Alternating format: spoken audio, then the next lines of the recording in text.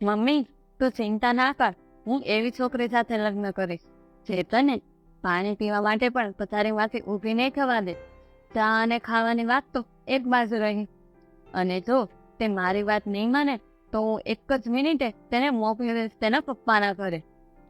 દિયરના કડવા શબ્દો કાવ્યાના કાનમાં તીરની જેમ વાગતા હતા. દિયરની કડવી વાતો સાંભળીને પણ કાવ્ય શાંતિથી રસોડામાં રસોઈ બનાવી રહી હતી. ભૂલનો માત્ર એટલો જ હતો કે સાસુને સવારે 7 વાગ્યાની બદલે 8 વાગે ચા બનાવી દીધી હતી. 2 મહિનાથી પ્રેગ્નેન્ટ કાવ્યાને સતત ઉલટી અને માથું દુખતું હતું. તેને એક પણ કામ કરવાનું મન થતું ન હતું. પ્રેગ્નન્સીના શરૂઆતના મહિનાઓમાં તો રસોઈ બનાવવામાં તેની મોટી તકલીફ દાળ બનાવવાની હતી.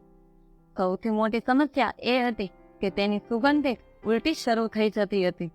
તેને ખાવામાં પણ સ્વાદ આવતો નહીં અને દિવસભર તેનું મન બેચેન રહેતું.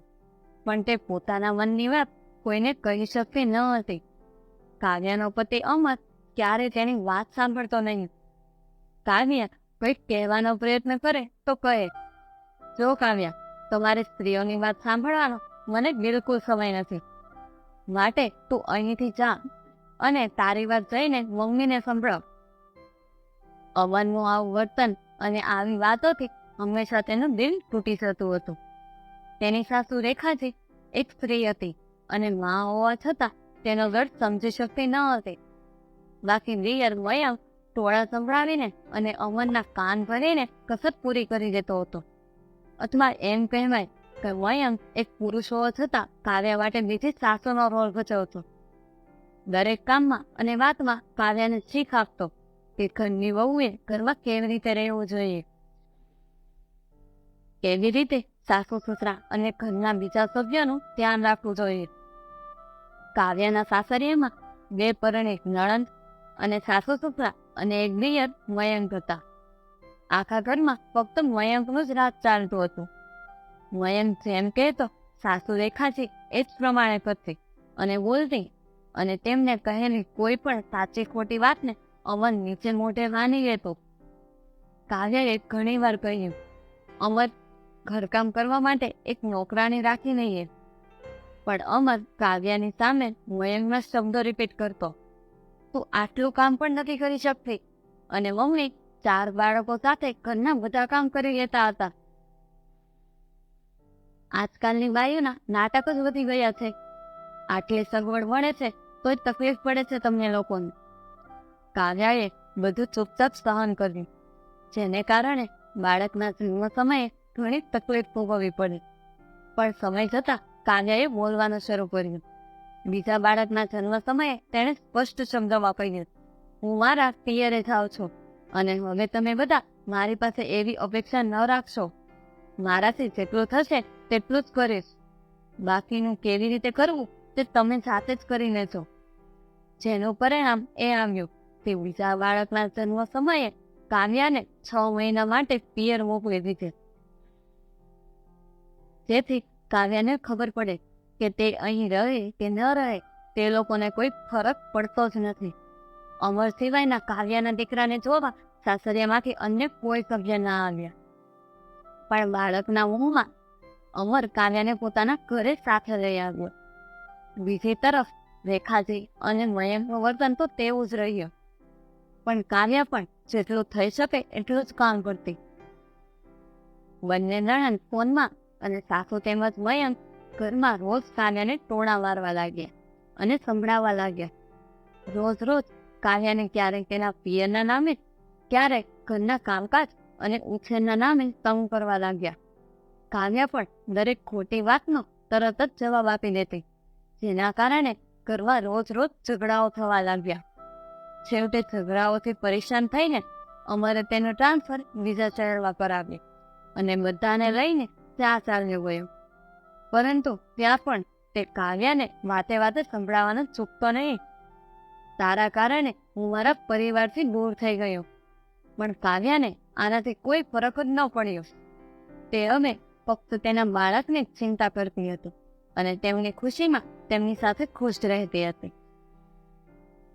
અમરના કહેવાથી ક્યારેક વાર તહેવારે સાસુ સાથે ઔપચારિક વાતો કરી લેતી અને સામે સાસુ તો ટોળા વારવાના જ મૂડમાં રહેતી, પણ કાવ્યા કામનું બહાનું બતાવીને ફોન મૂકી દેતી. આ રીતે કાવ્યાના દિવસો પસાર થતા હતા. કાવ્યાના લગ્નના 10 વર્ષ પછી મયંકના લગ્ન થયા. મયંકના લગ્નમાં કાવ્ય માત્ર લગ્ન સુધી જ રહી અને બધી વિધિઓ પૂરી થયા પછી ચાલી ગઈ.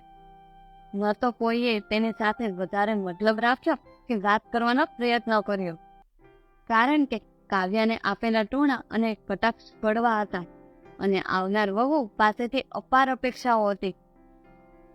આ વખતે પૂરા 2 વર્ષ પછી કાવ્યા ઉનાળાના વેકેશનમાં અમનના આગ્રહથી તેના સાસરે આવી હતી. તે ઈચ્છા ન હોવા છતાં પણ આવી. તેણે અમનને પહેલેથી જ કહ્યું હતું, તમે જાઓ, હું મારા પિયરે જઈશ. પણ અમન સંમત ન થયો. કાવ્ય જ્યારે તેના સાસરે આવી ત્યારે તેણે જોયું કે બધું જ પહેલા કરતા સાવ બદલાઈ ગયું છે. મયંકનું ટિફિન અને સવારની ચા સાસુ રેખાથી જાતે જ ખુશી ખુશી બનાવતી હતી. કાવ્યાની દેરાણી આરામમાંથી 8 વાગે જ આવી. કામવાળી બાઈ પણ 9 વાગે આવી ગઈ, જેને કચરા પોતા અને વાસણ સાફ કર્યા. કાવ્યાએ એટલે ચૂપચાપ બપોરની રસોઈ બનાવી. પછી રેખાજીએ કાવ્યાએ સાંજની ચા અને રસોઈ બનાવવાનો કહ્યું. પહેલા દિવસે કાવ્યાને લાગ્યું કે કદાચ તેની દેરાણી પૂજાની તબિયત સારી નહીં હોય. કાવ્યાએ પૂજાને પૂછ્યું, શું થઈ, તારી તબિયત સારી નથી? પણ તેણે જવાબમાં કાવ્યાને કહ્યું, ના, હું ઠીક છું, અને જમવાનું લઈને તેના રૂમમાં ચાલી ગઈ. ઘરનું બદલાયેલું વાતાવરણ જોઈને એક તરફ તે ખુશ હતી, તો બીજી તરફ તેના વીતેલા દિવસોની સરખામણીમાં તેને દુઃખ થઈ રહ્યું હતું. રાત્રે કાવ્યાએ બધા માટે ટેબલ પર જમવાનું મૂક્યું હતું. અમર મયંકની રાહ જોઈને બેઠો હતો. એટલામાં મયંક આવી ગયો. તેને જોઈને અમરે કહ્યું, બહુ મોડું કરી દીધું. મયંક, ચાલ જમી લઈએ, મને બહુ ભૂખ લાગી છે. આ સાંભળીને મયંકે કહ્યું, ભાઈ, તમે જમી લો, હું પૂજા સાથે રૂમમાં જઈને જમી લઈશ. આટલું કહીને મયંક તેનું અને પૂજાનું જમવાનું લઈને રૂમમાં ચાલ્યો ગયો. અમનને ખુદ પર શરમ આવી રહી હતી અને અમનની નજર કાવ્ય સામે ગઈ કે તરત જ અમરે નજર નીચે કરી અને આજુબાજુ જોવા લાગ્યો. અમરનો ચહેરો જોઈને કાવ્ય હસવા લાગ્યો. જમ્યા પછી જ્યારે કાવ્ય બધા કામ પતાવીને પાણીની બોટલ લઈને તેના રૂમમાં જવા લાગે ત્યારે દેરાણીના રૂમની બહાર તેનું નામ સાંભળીને કાવ્ય ઊભી રહી ગઈ. મયંકે પૂજાને કહ્યું, તું આરામ કર, હજી 2 મહિના થયા છે. જ્યાં સુધી કાવ્યા ભાભી છે ત્યાં સુધી તારે કોઈ કામ કરવાની કે ચિંતા કરવાની જરૂર નથી. બસ તારું અને મારા આવનારા બાળકનું ધ્યાન રાખજે.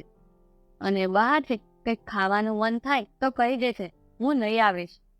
પણ જ્યારે ભાભી 2 મહિનાની રજા પછી ચાલ્યા જશે તો કામ કેવી રીતે થશે? પહેલાથી જ મારા પગ અને માથામાં દુખાવો છે, આગળ શું થશે? પૂજાએ કહ્યું. મયંકે કહ્યું, શું પગ દુખે છે? તે પહેલા કેમ ન કહ્યું? લાવ, હું દબાવી દઉં. તું કાંઈની ચિંતા ન કર. ભાભી જાય પછી હું રસોઈ બનાવવા માટે બહાર રાખી લઈશ. બાકીનું કામ મમ્મી કરી લેશે. તેની વાત સાંભળીને કાવ્યાને ખૂબ જ ગુસ્સો આવ્યો. જેવી રૂમમાં જવા માટે પાછળ વળી કે તેણે જોયું અમર પાછળ ઊભો હતો. જેણે પણ કદાચ આખી વાત સાંભળી લીધી હતી. કાવ્યાએ પાણીની બોટલ અમર તરફ લંબાવી. રિયર દેરાણીની વાત સાંભળીને કાવ્યાને તેના જૂના દિવસો યાદ આવી ગયા. જે વિચારીને તેની આંખમાં આંસુ આવી ગયા હતા. એટલામાં અમરે કાવ્યાને કહ્યું, કાવ્યા, તારે તારા પિયર જવું હતું ને, તો સવારે ઉઠીને તારો સામાન પેક કરી લે છે. હું તને મૂકી જઈશ. તું આરામથી વેકેશન ગાળીને સીધી આપણા ઘરે આવી જશે. અને આટલું કહીને અમર સૂઈ ગયો. કાવ્ય વિચારી રહી હતી કે લોકો કેટલી ઝડપથી બદલાઈ જાય છે. અમરના શબ્દો પણ તેને કોઈ સહાનુભૂતિ આપતા ન હતા, કારણ કે જ્યાં સુધી તે અમરને પ્રેમથી સમજાવવાની કોશિશ કરી રહી હતી ત્યાં સુધી અમરને સમજાતો ન હતું. પણ આજે જ્યારે તેને ખુદનું અપમાન થયું ત્યારે તેને વાત સમજાણી. આ બધું વિચારતા વિચારતા ક્યારે ઊંઘ આવી ગઈ ખબર જ ન પડી. બીજા દિવસે સવારે કાવ્યા રસોડામાં ગઈ ત્યારે તેણે જોયું કે રેખાજી અને મયંક તે પહેલેથી જ હતા. રેખાજીએ કાવ્યાને કહ્યું, બહુ લાગે છે તને એકલી રહીને મોડા જાગવાની આદત પડી ગઈ છે. એટલામાં મયંકે ફરી કાવ્યા પર કટાક્ષ કરતા કહ્યું, અરે મમ્મી, તું બહુ ભોળી છે, એટલે જ સ્ત્રીઓ અલગ રહેવા જાય છે, જેથી કરીને બધું પોતાની રીતે મન ફાવે તેમ કરી શકે. તમે ખોટી આશા રાખો છો. તમે શું વિચાર્યું કે વહુ તમારી સેવા કરશે, તમને સમય પર ચા નાસ્તો અને જમવાનું મળશે? રજાઓમાં માત્ર મજબૂરીનો દેખાડો કરવા માટે જ અમુક સ્ત્રીઓ સાસરે આવે છે. ત્યારે કાવ્યાએ કહ્યું, દેવરજી, તમે અન્ય સ્ત્રીઓને ટોળા મારવામાં અને શીખવામાં સ્ત્રીઓ કરતાં પણ આગળ છો. તમે મને આજ સુધી જેટલું શીખવ્યું તેટલું તમે પૂજાને શીખવાડવાનું ભૂલી ગયા લાગો છો. તમારા વચનો, તમારી ચા, નાસ્તો અને ખાવાનું ક્યાં ગયું? તમારી પત્ની તો મમ્મીને પાણી પણ પલક પર આપવાની હતી ને? પાણી આપવાનું તો દૂર, મમ્મી ચા નાસ્તો જાતે જ બનાવી રહ્યા છે. જે હું અહીં રહેતી હતી ત્યારે તો તેણે ક્યારેય નહોતું કર્યું.